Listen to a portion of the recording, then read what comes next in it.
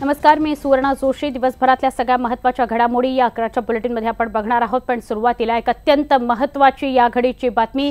हेमंत करकरेंना दहशतवाद्यांनी मारून माझं सुतक संपवलं असं धक्कादायक विधान साध्वी प्रज्ञा सिंग यांनी केलेलं आहे। मालेगाव बॉम्बस्फोट प्रकरणातील संशयित आरोपी साध्वी प्रज्ञा सिंग ठाकूर यांना भाजपने भोपाळमधून उमेदवारी दिलेली आहे। त्यानंतर एका प्रचार सभेमध्ये बोलताना त्यांनी 26 अकराच्या दहशतवादी हल्ल्यात शहीद झालेल्या हेमंत करकरेंबद्दल हे धक्कादायक विधान केलेलं आहे।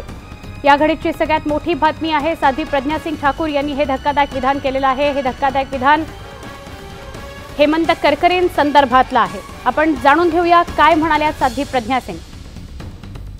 मैंने कहा तेरा सर्वनाश होगा। इतनी यातनाएं दी, इतनी गंदी गालियां दी जो असहनीय थी मेरे लिए, और मेरे लिए नहीं, किसी के भी लिए। मैंने कहा तेरा सर्वनाश होगा। ठीक 1.25 महीने में सूतक लगता है जब किसी की यहां मृत्यु होती है या जन्म होता है, तो सूतक लगता है। तो जिस दिन मैं गई थी उस दिन इसके सूतक लग गया था, और ठीक 1.25 महीने में जिस दिन इसको आतंकवादियों ने मारा उस दिन सूतक का अंत हो गया। आमचे प्रतिनिधी प्रशांत लीला रामदास यांच्याकडून आपण अधिक माहिती घेणार आहोत।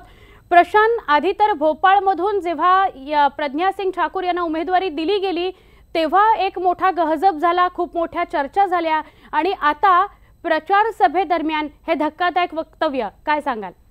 बरोबर आहे। ज्या पद्धतीनं सुवर्ण खासून जर बघितलं, ज्या पद्धतीनं भारतीय जनता पक्षाने मालेगाव प्रकरणातील आरोपी जे आहेत प्रज्ञा सिंग ठाकूर, साध्वी प्रज्ञा सिंग ठाकूर यांना ज्या पद्धतीनं तिकीट दिली, त्यानंतर संपूर्ण देशभरात या मुद्द्यावरून हल्लाखोर माजलेला आहे आणि ज्या पद्धतीनं काँग्रेसने याला टार्गेट करायला सुरुवात केली आहे। पण दरम्यानच्या काळामध्ये ज्या पद्धतीनं प्रज्ञा सिंग ठाकूर यांनी वक्तव्य दिलं आहे की हेमंत करकरे जे 26 अकराच्या प्रकरणामध्ये शहीद झाले होते त्यांना संपूर्ण संत समाजाने शाप दिला होता, त्यामुळे त्यांचे मृत्युमुखी पडल्याचं वादग्रस्त वक्तव्य आणि धक्कादायक वक्तव्य दिलं। एक प्रकारे शहीदाचा अपमान केलेला आहे आणि ज्या पद्धतीनं प्रज्ञा सिंग ठाकूर हिंदूवादी संघटनांच्या मदतीने ज्या पद्धतीने संपूर्ण भोपाळमध्ये प्रचार करत आहे, त्यामुळे आगामी दिवसात अजून ते कशा प्रकारची आग उगतात ते पाहणं महत्त्वाचं ठरणार आहे।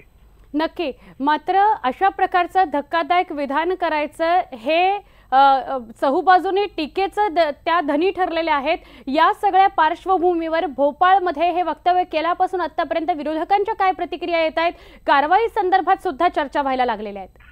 नाही, बरोबर। ज्या पद्धतीने ही ज्या प्रकारचं धक्कादायक आणि वादग्रस्त वक्तव्य दिलं, त्यानंतर काँग्रेसने याला टार्गेट केलेलं आहे, त्यानंतर फारुख अब्दुल्ला यांनीही टार्गेट केलेलं आहे, सोबतच इतरही राजकीय नेते जे आहेत त्यांनी याला टार्गेट करण्याचा प्रयत्न केला आणि अशाच प्रकारे प्रज्ञा सिंग ठाकूर यांच्या संपूर्ण बुद्धिवादी मत्तेवरती प्रश्नचिन्ह उपस्थित केलं। एक प्रकारे शहीदाचा अपमान करण्याचं हे जे थोटाण त्यांनी रचलेलं आहे त्या सगळ्यांच्या मुद्द्यावरती आता भारतीय जनता पक्ष कशा प्रकारे उत्तर देतो, कारण की महत्वाचं म्हणजे जर बघितलं, भारतीय जनता पक्ष संपूर्ण लोकसभा 2019च्या निवडणूक राष्ट्रवादाचा मुद्दा हा संपूर्ण पुढे पुढे आणत आहे आणि एक प्रकारे ज्यांनीही पुलवामा असो किंवा बालाकोटचा हल्ला झाला त्यांना देशद्रोही, त्याच्या विरोधात बोलणाऱ्या लोकांना देशद्रोही ठरवण्याचा प्रयत्न कुठेतरी भारतीय जनता पक्ष करत आहे। पण एक प्रकारे जर 26 अकराच्या प्रकरणामधील जे शहीद हेमंत करकरे आहेत त्यांना या प्रकारे त्यांच्या संदर्भात अपमानजनक आणि अतिशय वादग्रस्त वक्तव्य करणे, आता यावरती प्रज्ञा सिंग ठाकूरवरती कुठली कारवाई होते, केंद्रीय निवडणूक आयोग कशा प्रकारे येतं यावरती त्यांना नोटीस देतं की हे पाहणं महत्वाचं ठरणार आहे। पण आता या मुद्द्यामुळे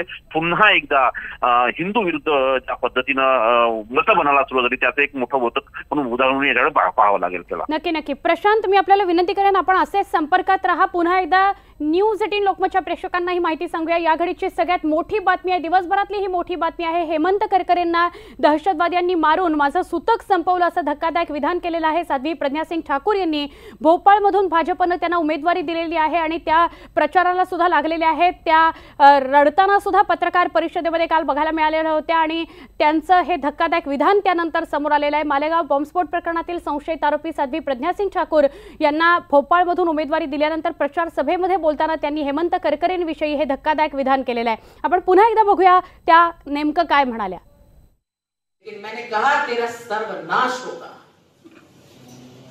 इतनी यातनाएं दी, इतनी गंदी गालियां दी जो असहनीय थी मेरे लिए, और मेरे लिए नहीं, किसी के भी लिए। मैंने कहा तेरा सर्वनाश होगा। ठीक 1.25 महीने में सूतक लगता है जब किसी की मृत्यु होती है या जन्म होता है तो सूतक लगता है। तो जिस दिन मैं गई थी उस दिन इसके सूतक लग गया था और ठीक 1.25 महीने में जिस दिन इसको आतंकवादियों ने मारा उस दिन सूतक का अंत हो गया।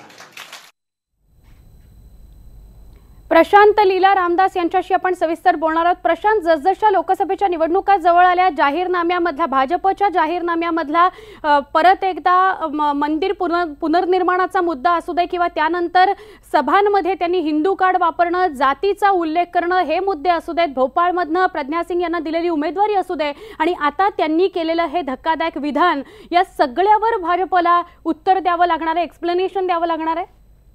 बरोबर आहे। ज्या पद्धतीनं एका शहीदाचा अपमान खास करून प्रज्ञा सिंग ठाकूर यांनी केलेला आहे त्यावरती आता त्यांना निश्चितपणे उत्तर द्यावं लागेल, कारण की ज्या पद्धतीने या सगळ्या घडामोडी होत आहे, एकीकडे भारतामध्ये ज्या पद्धतीने लोकसभाच्या निवडणुका सुरू आहेत, 2 टप्पे आटोपले आहेत, 2 टप्प्यानंतर आता 3रा टप्पा होणार आहे, पण त्या दरम्यान ज्या पद्धतीने 2 टप्प्याच्या दरम्यान ज्या पद्धतीने प्रज्ञा सिंग ठाकूर यांना उमेदवारी देण्यात आली, त्यानंतर त्यांच्या उमेदवारी प्रश्नचिन्ह उपस्थित करण्यात आले होते, त्यानंतर ज्या पद्धतीने काल त्यांनी शहीद हेमंत करकरे यांच्या संदर्भात वक्तव्य दिलं, या सर्व पार्श्वभूमीवर हे पाहणं महत्त्वाचं ठरतंय की हिंदू विरुद्ध जे ही संपूर्ण जी निवडणूक आहे, हिंदू विरुद्ध मुसलमान करण्याचा प्रयत्न सध्या तरी सुरू आहे। एका हिंदू साध्वीला कशा प्रकारे त्रास काँग्रेस सरकारने दिला याचं कुठेतरी उदाहरण आणि याची कुठेतरी वाच्यता करून एक प्रकारे हिंदू सेंटिमेंट आपल्या जवळ यावं याचा प्रयत्न होतोय। त्यामध्ये आता भारतीय जनता पक्ष यशस्वी होतं काही पाहणं महत्त्वाचं करणार, पण आता त्यांच्यावरती कुठली कारवाई होते का हे पाहणं